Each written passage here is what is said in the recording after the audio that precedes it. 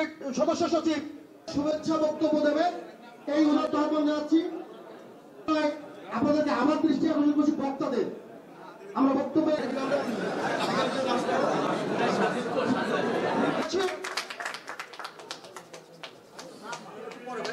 মঞ্চে আহ্বান করছি বাংলাদেশ জাতীয়তাবাদী ছাত্র দল গোপালগঞ্জ। ভয় নাই, তার ভয় নাই, নিঃশেষে সেদিন অন্ধকার স্থানীয়ভাবে জানাচ্ছেন সময় সংক্ষেপ। আপনারা যারা সাইকেল বার করছেন আমি সে কথা বলবো না। আমি দুইটা কার্যালয় শুধু বাণিজ্যের কার্যালয় বানিয়েছি।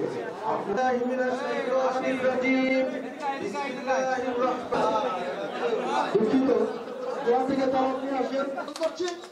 সবাই বন্ধুরা আমার, আমাদের এই পর্যায়ে আসন গ্রহণের এই পর্যায়ে শাখার সুযোগ্য সদস্য সচিব জনাব